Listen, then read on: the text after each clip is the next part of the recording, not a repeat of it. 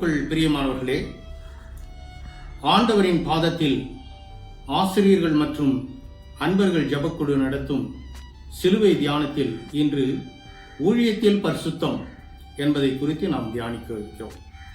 அதற்கு ஆதாரணமாக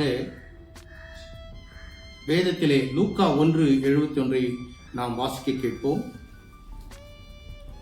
உங்கள் சத்துருக்களின் கைகளில் நின்று நீங்கள் விடுதலையாக்கப்பட்டு உயிரோடு இருக்கும் நாளெல்லாம் பயமில்லாமல் எனக்கு முன்பாக பரிசுத்தத்தோடும் நீதியோடும் எனக்கு ஊழியம் செய்ய கட்டளையிடுவேன்.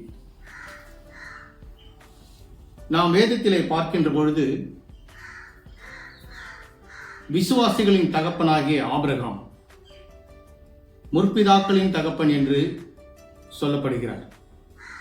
அவருடைய வாழ்க்கையிலே விசுவாசத்தில் பரிசுத்தம் காணப்பட்டது. அவருடைய ஆண்டவருடைய வார்த்தைக்கு கீழ்ப்படிந்தவராக காணப்பட்டார். ஆண்டவர் அவருடைய ஒரே மகனை பலியிட சொன்ன பொழுது அந்த வார்த்தைக்கு அவர் கீழ்ப்படிந்து உடனே பலியிட சென்றார். அவருடைய அந்த கீழ்ப்படிதலை பார்த்து ஆண்டவர் அவரை ஆசீர்வதித்தார். ஆதியாகமம் 22:17 படி, நான் உன்னை ஆசீர்வதிக்கவே ஆசீர்வதித்து உன் சந்ததியை வானத்து நட்சத்திரங்களைப் போலவும் கடற்கரை மணலத்தனையாய் உன்னை பெருகவே பெருக பண்ணுவேன் என்று சொல்லி அவரை ஆசீர்வதித்தார் என்று நாம் பார்க்கின்றோம். ஹோலினஸ் இன் ஃபெய்த் ஆபிரகாமிடம் காணப்பட்டது. விசுவாசத்தில் பரிசுத்தம்.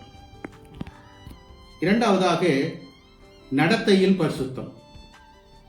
யோசேப்பை குறித்து நாம் பார்க்கலாம். யோசேப்பினுடைய வாழ்க்கையிலே அவருக்கு ஏற்பட்ட போராட்டங்கள், சோதனைகளை நாம் வேதத்திலே பார்க்கின்றோம்.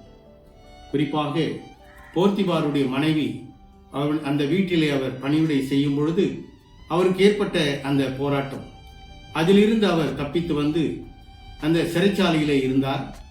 அந்த சிறைச்சாலையிலே கூட அவர் ஒரு கனவிற்கு விளக்கம் சொல்லப்பட்டு அதன் மூலமாக ராஜாவிடம் அறிமுகப்படுத்தப்பட்டு அந்த எகிப்து தேசத்திலே ராஜாவுக்கு அடுத்தபடியான ஒரு பெரிய அதிகாரியாக அவர் நியமிக்கப்பட்டு ஆசீர்வதிக்கப்பட்டார் என்று நாம் வேதத்திலே பார்க்கிறோம். நடத்தையிலே பரிசுத்தம் காணப்பட்டதால் அவர் ஆசீர்வாதமுள்ள ஒரு வாழ்க்கையை வாழ்ந்தார். ஹோலினஸ் இன் கேரக்டர். அடுத்து சோதனையிலே பரிசுத்தம். யோபுனுடைய வாழ்க்கையை நாம் பார்க்கும்போது யோபு மிகவும் செல்வந்தராக வாழ்ந்தார். ஆண்டவருடைய விசுவாசி, ஆண்டவரை தன்னுடைய வாழ்க்கையில் ஏற்றுக்கொண்டு ஜீவித்தவர், எந்த சூழ்நிலையிலும் ஆண்டவரை மறுதலிக்காமல் வாழ்ந்தவர். பிசாசானன் அவரை சோதிக்கும் பொழுது கூட தன்னுடைய வாழ்க்கையிலே எல்லாவற்றையும் அவர் இழந்தார். தனக்கு அருமையான பிள்ளைகளை இழந்தார், சொத்து சுகம் எல்லாவற்றையும் இழந்தார். ஆனாலும் கூட அவர் ஆண்டவரை கைவிடவில்லை. அவருடைய மனைவி கூட அவரை முறுமுறுத்தாள். அந்த சூழ்நிலையிலும் ஆண்டவரை உறுதியாய் பற்றி ஜீவித்தார்.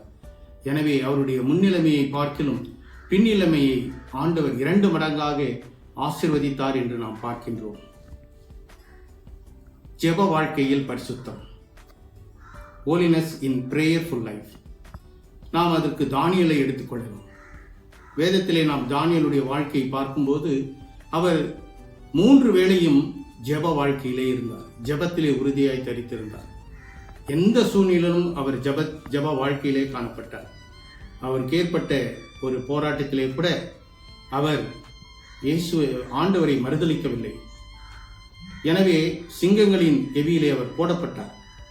அந்த சிங்கங்களின் கெபியிலிருந்து ஆண்டவர் அவரை பாதுகாத்தார். ஊழியத்திலே பரிசுத்தம். பரிசுத்த பவுல் அப்போஸ்தலன் சவுலாக இருந்தபொழுது கிறிஸ்தவர்களுக்கு எதிராக அநேக குற்ற செயல்களில் ஈடுபட்டார். கிறிஸ்தவர்களை பழிவாங்கினார். ஆண்டவர் ஒரு நாள் அவருக்கு காட்சி அளித்த போது அவர் பவுலாக மாறினார். அவர் கிறிஸ்தவராக மாறி ஆண்டவருடைய ஊழியத்தை செய்யும் பொழுது கூட அவருக்கு ஏற்பட்ட சோதனைகள், அவருக்கும் அநேக கஷ்டங்கள் கொடுக்கப்பட்டது. அதிலும் கூட அவர் சாட்சியாய் வாழ்ந்தார். அந்த ஊழியத்திலே அவர் மிகவும் பரிசுத்தராக காணப்பட்டார். ஹோலினஸ் இன் மினிஸ்ட்ரி. ஊழியத்திலே பரிசுத்தரான ஒரு வாழ்க்கையை அவர் வாழ்ந்தார். இவை எல்லாவற்றுக்கும் மேலாக நம்முடைய ஆண்டவராகிய இயேசு கிறிஸ்து பரிசுத்தராய் வாழ்ந்தார் என்று நாம் வேதத்திலே பார்க்கின்றோம். விசுவாசத்திலும், நடத்தையிலும், சோதனையிலும், ஜெப வாழ்க்கையிலும், ஊழியத்திலும் பரிசுத்தராய் காணப்பட்டார். சிறு வயது முதல் அவர் சிலுவையின் மரண பரியந்தம் பரிசுத்தராய் வாழ்ந்தார். அதிலும் குறிப்பாக ஊழியத்திலே அவர் பரிசுத்தராய் காணப்பட்டார். நாமும் அவ்விதமான ஒரு பரிசுத்த வாழ்க்கையை நம்முடைய வாழ்க்கையிலே பின்பற்றி வாழ எல்லாம் வல்ல இறைவன் நமக்கு அருள் புரிவாராக. ஆமென்.